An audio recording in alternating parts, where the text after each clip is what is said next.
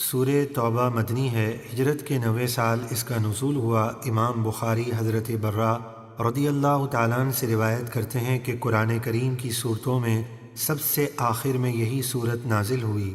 اس صورت کے 10 نام ہیں، ان میں سے توبہ اور برات 2 نام مشہور ہیں۔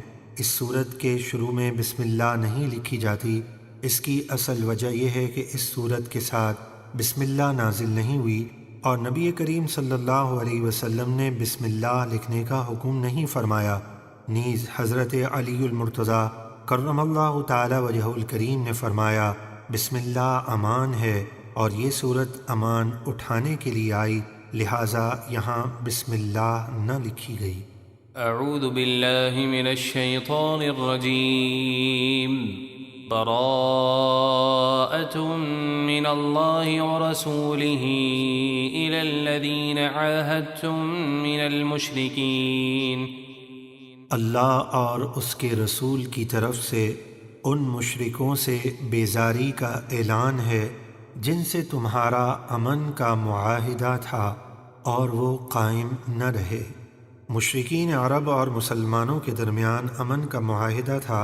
قبیلہ بنو دمرہ کے علاوہ سب نے معاہدہ توڑ ڈالا، تو انہیں 4 مہینے امن سے رہنے کی مہلت دی گئی تاکہ اس مدت میں وہ اپنے بارے میں خوب غور و فکر کر لیں کہ ان کے لیے کیا بہتر ہے، اس مدت کے بعد اسلام قبول کرنا ہوگا یا جنگ ہوگی۔ فسیحوا فی الارض 4 اشہر واعلموا انکم غیر معجز اللہ وان اللہ مخزی الکافرین۔ تو اے مشرکوں، اب تم صرف 4 مہینے زمین میں چل پھر سکتے ہو، لہذا اس مدت میں خوب غور و فکر کر لو، یا تو اسلام لے آؤ یا جنگ کے لیے تیار ہو جاؤ، اور خوب جان لو کہ تم اللہ کو عاجز نہیں کر سکتے، یعنی اس کی پکڑ سے نہیں بچ سکتے، اور یہ کہ اللہ کافروں کو ذلیل اور رسوا کرنے والا ہے۔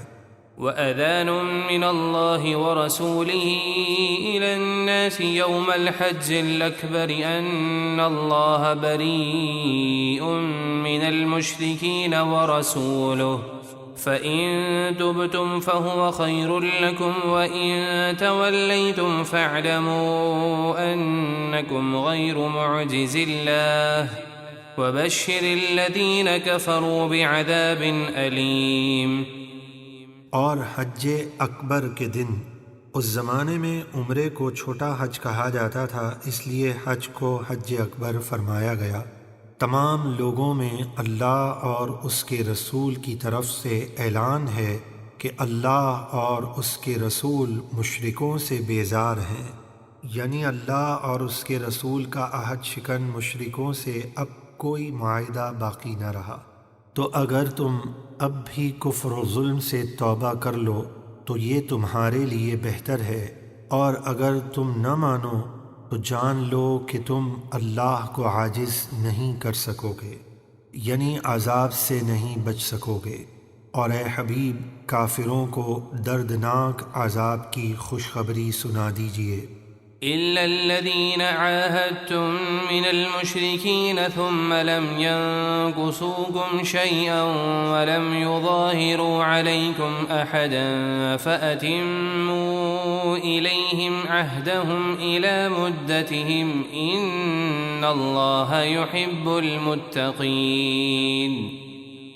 مگر وہ قبیلہ بنی ضمرہ کے مشرک جن سے تمہارا معاہدہ تھا، پھر انہوں نے تمہارے ساتھ معاہدہ پورا کرنے میں کسی طرح کی کمی نہ کی اور تمہارے مقابلے میں کسی کی مدد نہیں کی، تو ان کا معاہدہ ان کی مقررہ مدت تک پورا کرو، یعنی معاہدے کے جو 9 مہینے ابھی باقی ہیں انہیں پورا کرو، بے شک اللہ پرہیزگاروں کو پسند فرماتا ہے۔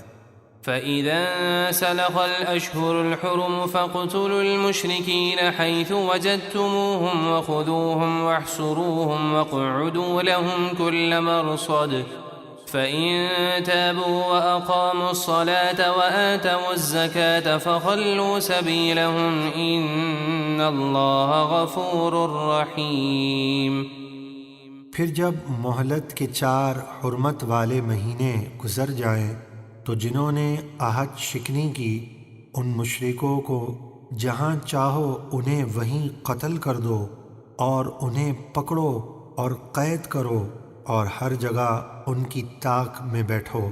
پھر اگر وہ شرک و کفر سے توبہ کریں اور نماز قائم رکھیں اور زکوٰۃ ادا کریں تو ان کا راستہ چھوڑ دو اور انہیں قید سے رہا کر دو۔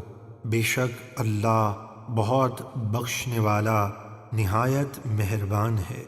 وَإِنْ أَحَدٌ مِّنَ الْمُشْرِكِينَ اسْتَجَارَكَ فَأَجِرْهُ حَتَّى يَسْمَعَ كَلَامَ اللَّهِ ثُمَّ أَبْلِغْهُ مَأْمَنَهُ ذَلِكَ بِأَنَّهُمْ قَوْمٌ لَّا يَعْلَمُونَ۔ اور اے حبیب، مہلت کے 4 مہینے گزرنے کے بعد اگر کوئی مشرک آپ سے پناہ مانگے تو آپ اس کو پناہ دیں تاکہ وہ اللہ کا کلام سنیں، پھر اسے اس کی امن کی جگہ یعنی اس کے وطن پہنچا دیں۔ یہ موقع اس لیے دیا جاتا ہے کہ وہ ایسے لوگ ہیں جو اسلام کی حقیقت نہیں جانتے۔ صدق اللہ العظیم۔